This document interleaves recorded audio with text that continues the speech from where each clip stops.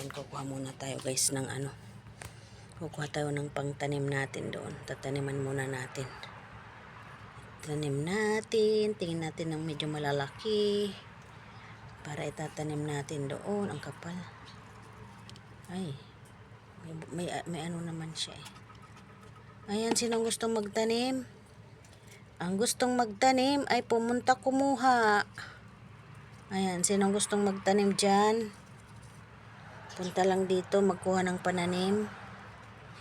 Ayan. Makakapagtanim pa tayo bago ano. Ayan guys. Tanim muna tayo dito kahit ilang puno lang. Ayan, kung sinong gusto guys, punta lang dito magkuha ng pananim. Magtanim kayo ng pitsay kasi hindi niyo na ito bibilhin. Ang paninda sa Manama is ang liliit. Ito ang lalaki. Ayan guys. Pag naalagaan kasi ito malaki to. Pero kung hindi mo alagaan ay kay hindi yan lalaki. Ayan guys, ito natin tatanim saklit. Kuha tayo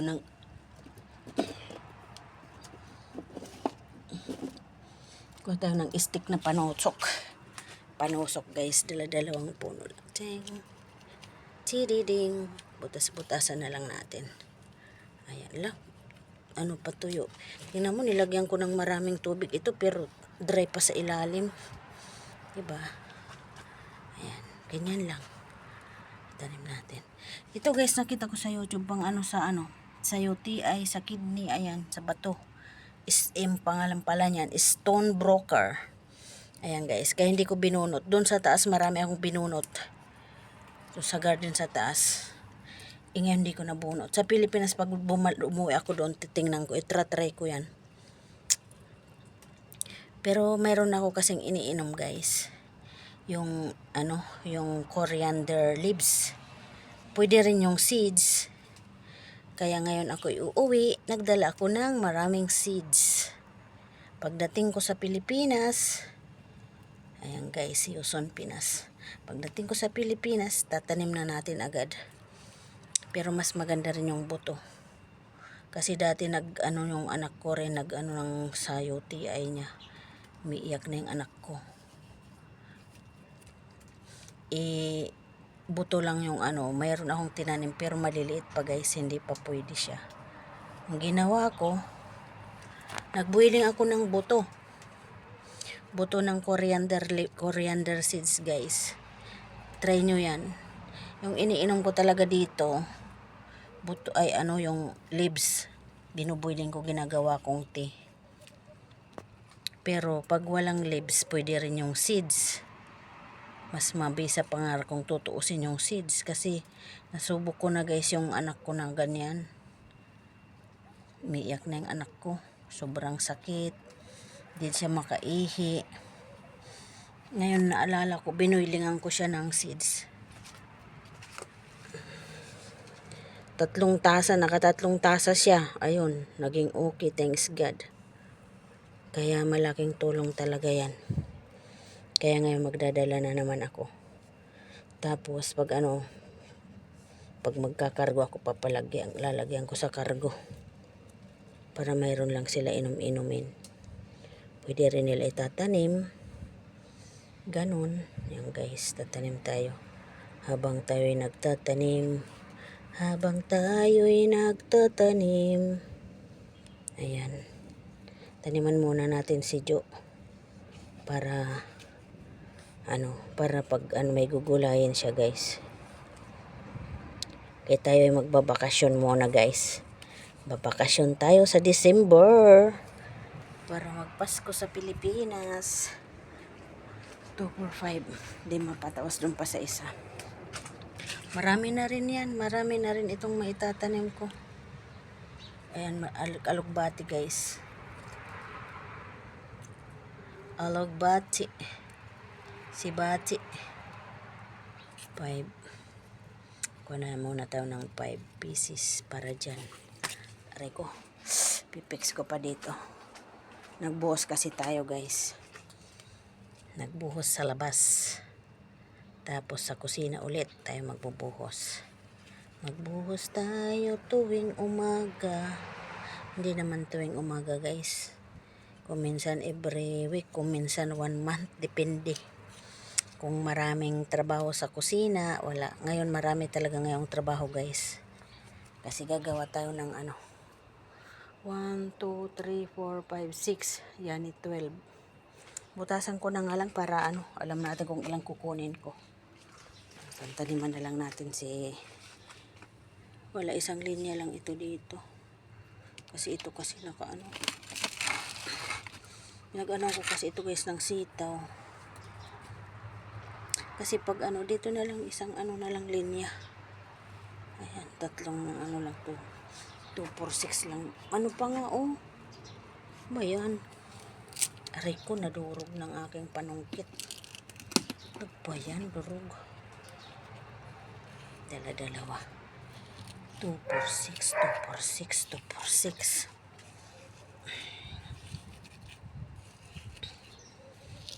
Ayan. Para marami-rami guys. Ayan. 2, 4, 6, 8, 10, 12, 14, 16, 18, 20, 26. Buka tayo ng 26 na puno. Tapos is the rest. Bago na lang ako umalis para malaki-laki. Medyo lumaki-laki pa bago ako umalis. Saka ko bibigyan si ate. Pang tanim niya. 2, 4.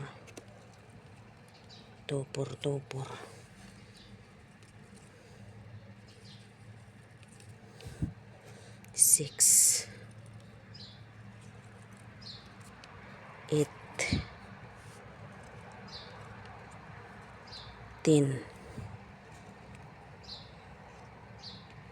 12, 14, 16, 18,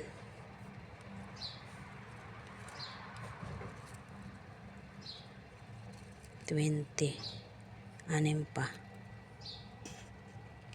22, 24, dalawa na lang. Ayan, tama na yan. Ayan guys, tanim muna natin ito, tapos ipipix na natin dito. Tapos sa kusina naman tayo guys, maglinis. Buhos tayo sa kusina. Tapos natin magbuhos sa kusina, magpupunta ako sa likod. Magpipitas ako ng talbos ng kamuti at saka may talong doon. Saka magpipitas din ako ng sili. Ayan. Tanim tayo tuwing umaga. Sa taas kasi guys, ang hirap magtanim guys sa taas. Kalaban ko doon mga ibon. Hindi pa naman kasi naayos doon yung net. Kung naayos na sana doon yung net, maganda sana. Hindi pa naayos kasi guys, inshallah. Pag bumalik tayo, mapaayos na ni amo. Magugutanim na naman tayo doon. Magtatanim tayo doon.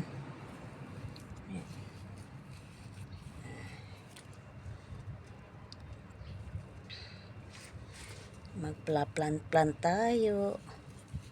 Ayan. Pichay. Ang pichay. Sa Manamaday guys, yung mga paninda doon ay nako, ang liliit lang. Maliliit ng dahon. Ito dating tanim ko sa taas, ang lalaki, ang gaganda ng dahon guys sa taas.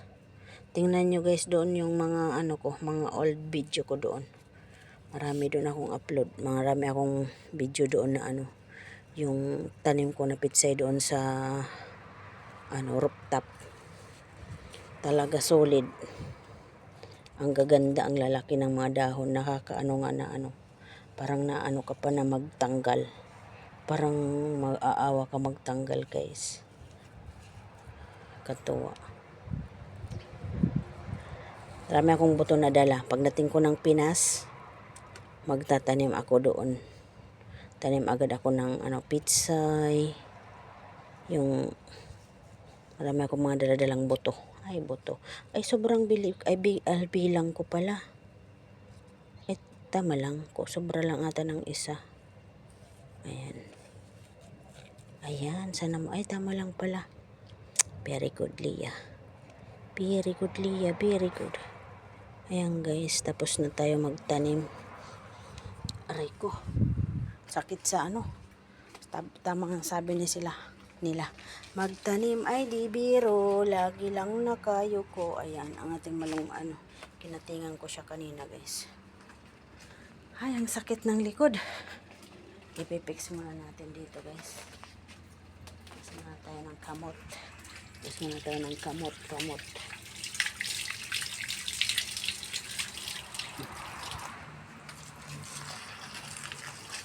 Ipix na lang natin dito. Para ready na. Ready to rumble na dito, guys. Ayan, guys. Tapos na tayo dito, guys. Punta na tayo sa kusina. Pero punta muna ata ito. Ay, hindi. Kasi yung doon sa mamaya na lang ako pupunta pagkatapos sa kusina.